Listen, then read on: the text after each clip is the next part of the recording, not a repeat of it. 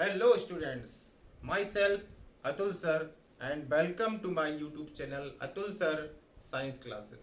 Please like, share and subscribe my channel. आज हम पढ़ने वाले हैं क्लास 10th का पहला चैप्टर जो है केमिकल रिएक्शन एंड इक्वेशन।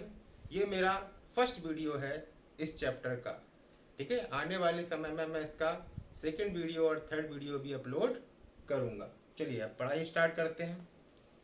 सबसे पहले देखिए चैप्टर का जो टॉपिक है वो है फिजिकल चेंज और केमिकल चेंज। ओके, हालांकि ये आपने पहले भी पढ़ा होगा 9th क्लास में। फिजिकल चेंज क्या होता है, केमिकल चेंज क्या होता है, एक बार उन चीज़ों को हम रीमेमोराइज कर लेते हैं। ओके, तो सबसे पहले देखते हैं कि भाई फिजिकल चेंज क्या है। Okay, the change in the shape, size and state of the substance is called physical change. Physical change का मतलब होता है एक ऐसा चेंज जिसमें किसी सब्सटेंस की शेप, साइज या स्टेट चेंज होती है। स्टेट माने इसको हिंदी में बोलते हैं अवस्था। ओके, जो होती है सॉलिड, लिक्विड या गैस। ठीक है, जहां पर स्टेट चेंज होगी, शेप चेंज होगा या फिर साइज चेंज होगा तो उसको हम बोलेंगे फिजिकल चेंज। एग्जाम्पल से आपको ये चीज बहुत अच्छे से समझ में आएगी। हाँ, और ये रिवर्सिबल चेंज होता है। रिवर्सिबल चेंज का मतलब क्या है कि इसमें दोनों स्टेट्स जो है एक दूसरे में क्या है, इंटरचेंजेबल होती हैं, बदल सकती है। एग्जाम्पल के लिए मेल्टिंग ऑफ आइस, बर्फ का पिघलना। ओके, जब भी आइस में मेल्टिंग होगी तो क्या बनेगा, वाटर बनेगा, और वाटर वापस से आइस में चेंज हो सकता है। इसी प्रकार स्ट्रेचिंग ऑफ रबर बैंड, जिसमें क्या होगा, रबर बैंड का शेप और साइज चेंज होगा। तो ये होते हैं फिजिकल चेंज। फिजिकल चेंज में शेप, साइज या स्टेट किसी सब्सटेंस का चेंज होता है। ओके, बहुत सारे फिजिकल चेंज आप भी पता लगा सकते हैं। ओके, अगर आप फिजिकल चेंज आपको पता, अगर आपको आते हैं तो आप नीचे कमेंट सेक्शन में टाइप करके जरूर लिखें। ओके, अगला टॉपिक है केमिकल चेंज, जो केमिकल रिएक्शन से रिलेटेड है। बहुत इंपॉर्टेंट है क्योंकि chemical reaction is also one type of chemical change. तो केमिकल चेंज में क्या होता है कि जो सब्सटेंस है उसकी केमिकल प्रॉपर्टीज में चेंज आता है। कोई भी सब्सटेंस है उसमें केमिकल रिएक्शन होगी तो क्या होगा, उसकी केमिकल प्रॉपर्टी में चेंज आएगा। Okay, the change in the chemical properties of substance is called chemical change, और एक प्रकार का इरिवर्सिबल चेंज होता है। ओके, एग्जाम्पल के लिए rusting of iron and burning of paper. Rusting of iron यानी कि आयरन में क्या होता है, रस्टिंग होती है। आयरन जब ऑक्सीजन या वाटर से रिएक्ट करता है तो आपका नया कंपाउंड बनाता है जिसको हम रस्ट कहते हैं। इसी प्रकार बर्निंग ऑफ पेपर, पेपर को जब बर्न करोगे तो उसमें उसके लिए ऑक्सीजन गैस की रिक्वायरमेंट होगी। जो पेपर है वो ऑक्सीजन से केमिकल रिएक्शन करेगा। ओके, तो ये होते हैं फिजिकल चेंज और केमिकल चेंज। केमिकल रिएक्शन में जो सब्सटेंसेस पार्टिसिपेट करते हैं उनको रिएक्टेंट्स कहा जाता है, और जो सब्सटेंसेस न्यूली फॉर्म्ड होते हैं उनको प्रोडक्ट्स कहा जाता है। किसी भी केमिकल रिएक्शन में पार्टिसिपेट करने वाले सब्सटेंस रिएक्टेंट्स कहलाते हैं, और न्यूली फॉर्म्ड वाले, नए बनने वाले जो होते हैं उन्हें प्रोडक्ट्स कहते हैं। तो एक बार केमिकल रिएक्शन की हम डिफाइन देख लेते हैं।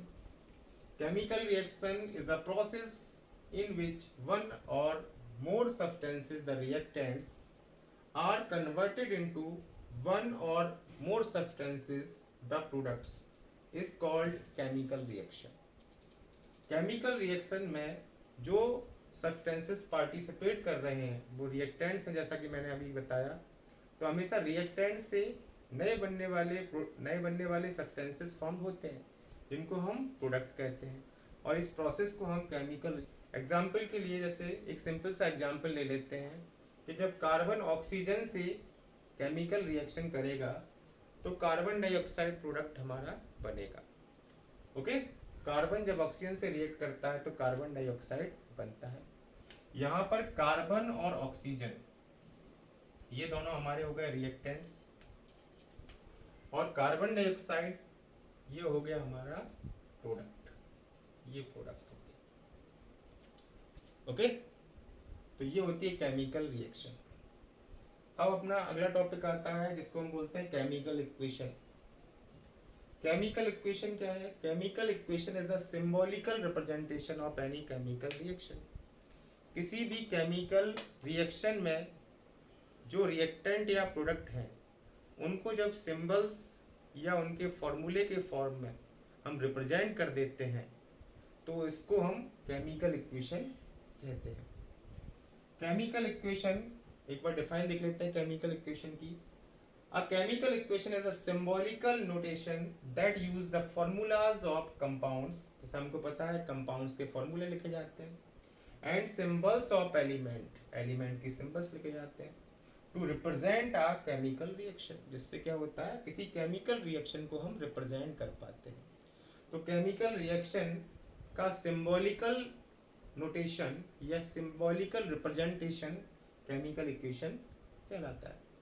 एग्जाम्पल के लिए कार्बन को हम C लिखते हैं बिकॉज कार्बन इज एलिमेंट, इसका सिंबल है C। ऑक्सीजन का फॉर्मूला O2, कार्बन डाइऑक्साइड का फॉर्मूला CO2। तो ये केमिकल रिएक्शन है और ये केमिकल इक्वेशन है। तो आज चैप्टर के इंट्रोडक्शन में हम एक टॉपिक को और इंक्लूड करेंगे जो है वैलेंसी। ओके, वैलेंसी हालांकि आप लोगों ने 9th में भी पढ़ा होगा, लेकिन एक बार फिर से इसको मेमोराइज कर लेते हैं। ओके, तो वैलेंसी क्या है? Valency the number of outer most electron shared by an atom or combining capacity of atom is called valency. Outer most electrons of orbit is called valence electron. देखिए क्या होता है, कोई भी एटम होता है, उस एटम के दो पार्ट्स होते हैं।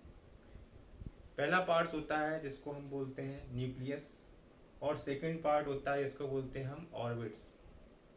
तो जो ऑर्बिट होते हैं, ऑर्बिट में इलेक्ट्रॉन्स पाए जाते हैं, और सबसे आउटर ऑर्बिट में जो इलेक्ट्रॉन्स होते हैं उन्हें हम बोलते हैं वैलेंस इलेक्ट्रॉन। ओके, उनको हम क्या बोलते हैं? Valence electron. ओके, अब ये जो बैलेंस इलेक्ट्रॉन है, ये बैलेंस इलेक्ट्रॉन क्या होते हैं, किसी भी एटम में शेयरिंग में पार्टिसिपेट करते हैं। जब एक एटम दूसरे एटम के साथ कंबाइन होता है तो कंबाइन होने पर क्या होता है कि ये जो आउटर मोस्ट इलेक्ट्रॉन्स हैं, एटम के जो आउटर मोस्ट इलेक्ट्रॉन्स होते हैं वो आपस में क्या करते हैं? इलेक्ट्रॉन की शेयरिंग करते हैं। तो जो आउटर मोस्ट इलेक्ट्रॉन जो शेयर हुए हैं किसी भी एटम में, उन्हें हम बैलेंसी कहते हैं। क्या कहते हैं? बैलेंसी। उस नंबर को हम बैलेंसी कहते हैं। ओके, तो हम एक सिंपल डिफाइन में ये बोल सकते हैं, it is a combining capacity of an atom. किसी भी एटम की जो कंबाइनिंग कैपेसिटी है उसको हम बैलेंसी कहते हैं। एग्जाम्पल से हम समझते हैं, जैसे क्लोरीन को लेते हैं। जैसे क्लोरीन लिया, क्लोरीन का एटॉमिक नंबर है 17। ओके, तो इसके फर्स्ट ऑर्बिट में 2, सेकंड ऑर्बिट में 8 और थर्ड ऑर्बिट में 7 इलेक्ट्रॉन है। तो इसको अपना ऑर्बिट पूरा करने के लिए 1 इलेक्ट्रॉन की रिक्वायरमेंट है। ओके, तो इसके वैलेंस इलेक्ट्रॉन कितने हो गए? 1, और इसकी वैलेंसी कितनी हो गई? 1। इसी प्रकार से oxygen can share 2 electron because oxygen, इसका एटॉमिक नंबर होता है 8। 8 का मतलब इसके फर्स्ट ऑर्बिट में होंगे 2 और सेकंड ऑर्बिट में होंगे 6 इलेक्ट्रॉन। ओके, तो 6 इलेक्ट्रॉन में ये अगर ऑक्टेट पूरा करना है तो इसको बैलेंस इलेक्ट्रॉन इसके कितने होंगे? 2। क्योंकि जब 2 इलेक्ट्रॉन इसको मिलेंगे तो इसका ऑक्टेट पूरा हो जाएगा। ऑक्टेट का मतलब होता है 8 इलेक्ट्रॉन्स जो आउटर ऑर्बिट में होते हैं उसको हम ऑक्टेट कहते हैं। ऑक्टेट रूल फॉलो करता है, उसकी वैलेंसी होगी 2। इसी तरह से नाइट्रोजन की वैलेंसी हो जाती है 3 और कार्बन की वैलेंसी हो जाती है 4। ठीक है, अब देखिए जब कार्बन कंबाइंड होता है क्लोरीन से, एक एग्जाम्पल से समझते हैं। ठीक है, वैलेंसी को, कार्बन जब क्लोरीन से कंबाइन होगा, तो जैसा हमने देखा कि कार्बन को के वैलेंस इलेक्ट्रॉन कितने हैं 4, तो उसकी वैलेंसी 4 है। इसी प्रकार से जो क्लोरीन है, क्लोरीन के वैलेंस इलेक्ट्रॉन है 1।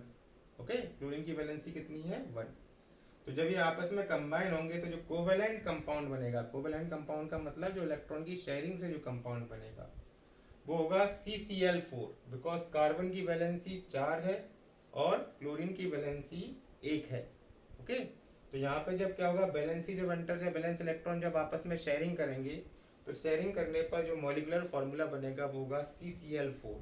CCl4 एक प्रकार का कोवेलेंट कंपाउंड होता है, एक ऑर्गेनिक कंपाउंड होता है और इसका नाम होता है कार्बन टेट्राक्लोराइड। तो ये चैप्टर का इंट्रोडक्शन वीडियो था जिसमें हमने सीखा फिजिकल चेंज क्या होता है, केमिकल चेंज क्या होता है, केमिकल रिएक्शन क्या होती है, केमिकल इक्वेशन क्या होती है और लास्ट में वैलेंसी क्या होती है।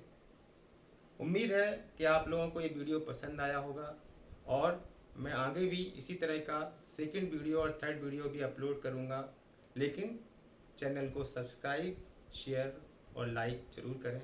Thank you.